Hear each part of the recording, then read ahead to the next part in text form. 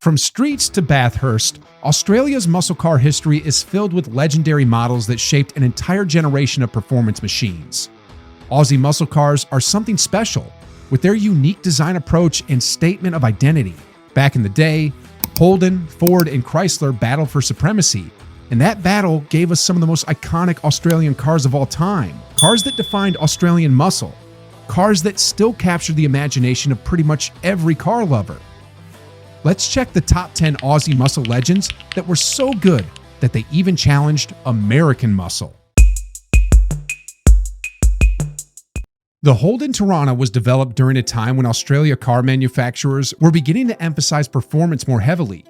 It was the rise of Australian muscle car movement, and driven by Toronto's great success at the Bathurst 1000 endurance race, Holden engineers decided to offer a new range-topping model in 1974.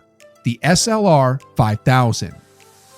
As the name suggests, the SLR 5000 featured a 5-liter V8 engine, good for about 290 horsepower and with 0 to 60 in under 7 seconds.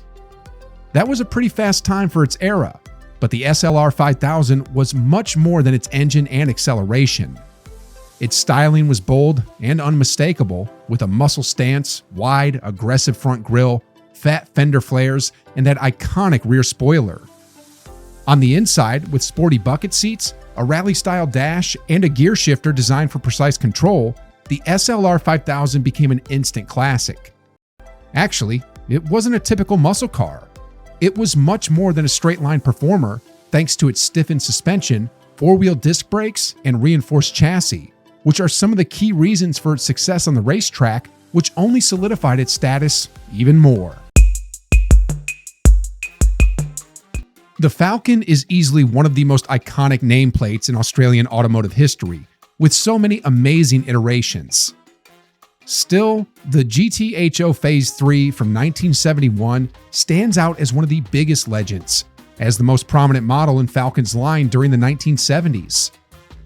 Driven by great racing success, Ford decided to design the ultimate Falcon, which would eventually come with the legendary 351 Cleveland V8 engine under the hood. That 5.8-liter V8 was tuned up to 300 horsepower, which was enough to provide outstanding acceleration at top speed for its time. Along with raw engine power, the GTHO Phase 3 brought numerous body upgrades, some with impact on aerodynamics and some with aesthetical purposes only. But all these details, such as bold racing stripes, functional hood scoop, and rear spoiler, are the reason for the status this car enjoys today, let alone the fact that only 300 examples were made. So we're talking about one highly sought-after collector's item here. If you think that GTHO Phase 3 is rare, check this one. The Falcon XY GT RP83 is an even more exclusive variant of the Falcon, a homologation model designed for racing purposes. Its primary focus was to meet the requirements for Ford's participation in Australian touring car racing. Huge sales figures were never planned with this one, so it doesn't surprise that only 200 units were made, making it one of the most exclusive Australian muscle cars of all time. Just like the GTHO Phase 3, the XY GT RP83 was powered by a 351 Cleveland V8 with 300 horsepower, or better say, 224 kilowatts. But it's not like there are no differences. This one came with extra racing-focused modifications, starting from a stronger chassis, improved cooling systems, reinforced suspension components, and other parts designed specifically for endurance racing.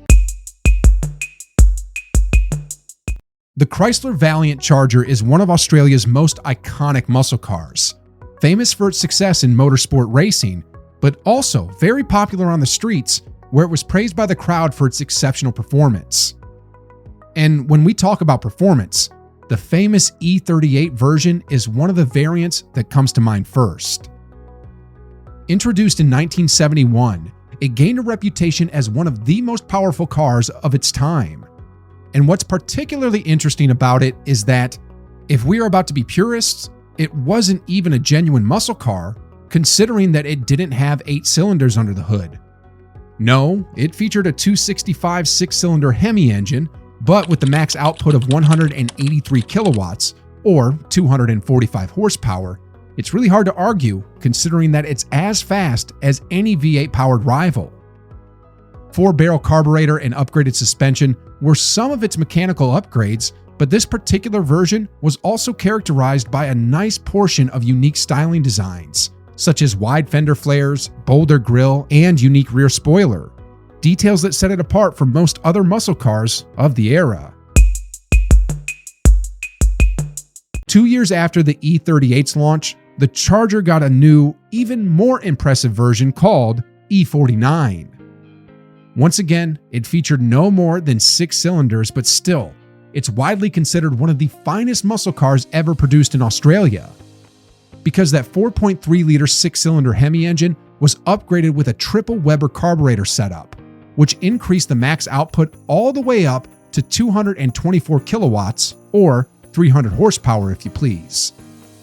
It was an absolute beast, more capable than the vast majority of V8-powered rivals. Of course, all that extra power needed to be handled adequately, so it also got stiffer suspension and an upgraded braking system. Moreover, the E49 is instantly recognizable thanks to its distinctive styling details, like the more aggressive front-end design and those unique dual exhaust pipes. All in all, the E49 represents a combo of power, handling, and distinctive looks, which is a kind of blend that made it one of the most respected Australian muscle cars.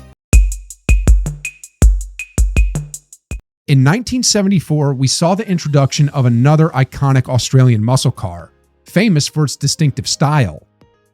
The Sportsman featured a bold two-tone paint scheme with eye-catching side stripes and a vinyl roof.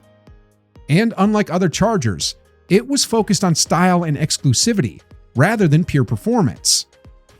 Under the hood, the Sportsman was pretty basic, equipped with the same Hemi 6-cylinder engine and 3-speed automatic gearbox. What made it famous was its combination of rarity, striking design, and connection to the golden era of Australian performance cars. Today, it's a highly sought-after classic, a reminder of an era when Australian automakers were pushing boundaries for just one reason: to capture the hearts of enthusiasts. Although it never entered serial production, the Hurricane left such a big mark in the Australian automotive history that it earns its place on a list like this with ease. Because this concept, presented way back in 1969, featured one of the most groundbreaking designs we've ever seen down under. This two-door mid-engine sports car looks like a mix of Chevy Corvette and Lamborghini Miura, with futuristic aesthetics that gave it pretty much a jet-like appearance. Furthermore, it came with gull-wing doors, while the inside was highlighted by an innovative, fully integrated dashboard with electronic controls and futuristic displays, giving a glimpse of what car interiors might look like in decades to come. The Hurricane was powered by a 253 6-cylinder engine, coupled with a 4-speed manual gearbox, which was enough for the top speed of 140 miles per hour. But the real innovation in this concept were technology and design features. This was one of the first cars to incorporate a fully functioning climate control system, power steering, and electronic controls, something that seemed genuinely groundbreaking back in the day. Designed to compete against Monaro, the Landau represents one of the most interesting Australian muscle car designs. It never reached the same level of popularity as Holden's Coupe, but today, it enjoys a cult status among followers. Not only it was produced in pretty low numbers, 1,300 units in 4 years, but it's also famous for its distinctive styling. The sleek, long, flowing roofline was complemented by a unique rear end, but the most prominent area was the front end, with that wide grille and some of the most distinctive headlights we've seen down under. All that was complemented with a luxury interior that included leather, wood grain accents, and plush carpeting. But the Landau wasn't just a fancy-looking, comfortable coupe. It was pretty capable as well, with a range-topping version featuring the 5.8-liter Cleveland V8 we already talked about, with 300 horsepower. Ford offered a choice between manual or automatic transmission, while the car was also equipped with heavy-duty suspension, which would ensure smooth ride and precise handling at the same time. The Landau was one of the most well-rounded coupes back in the day, so the status it enjoys today is there for a good reason. Released in 1976, the HXLE was one of the final iterations of the legendary Monaro coupe, and if we are about to point out the reasons why it deserves a place on this list, let's start with the fact that only 263 units were made. Obviously, we are talking about a rare and highly sought-after vehicle, which stands out in many ways. With the 308 V8 that was good for 186 kilowatts or 250 horsepower, this particular version definitely isn't the most performance-oriented version in the model's range. It's rather a car that blends muscle power with luxury and distinctive styling, such as blackout trims, special edition decals, and sports rims. On the inside, this model featured luxury bits like leather upholstery, wood grain accents, and other high-end finishes you wouldn't normally find in a Monaro. And even though not the most powerful, it's not like the HXLE coupe wasn't a capable car for the time. That 5-liter V8 was coupled with a 4-speed manual transmission, while the stiffer suspension was there to ensure precise handling and round up this, as many like to say, the most complete variant of Holden's famous coupe. We saved the best for last. The Holden Monaro GTS 350 is, in our humble opinion, Australia's most iconic muscle car. A model that established the country's reputation for high-performance vehicles. A model that influenced every muscle car that came after. Simply, it was the first, one that started the trend. The GTS 350 was introduced in 1969, and the most prominent feature, of course, was the engine. That Chevrolet-sourced 350 V8 was a real beast, with a max output of 224 kilowatts, or 300 horsepower, the first Australian car to come with that kind of power. It was able to hit 60 miles per hour in 6.5 seconds, and it also features high-performance suspension, upgraded brakes, and wide tires, along with a reinforced chassis with greater structural rigidity. And not only that it was so capable, it's also one of the best-looking models of its era, featuring a whole set of exclusive details you wouldn't find in the standard Monaro.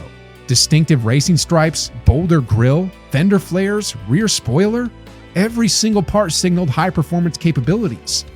Everything was set for the GTS 350 to become an instant legend, including the limited production run of just 1,000 units.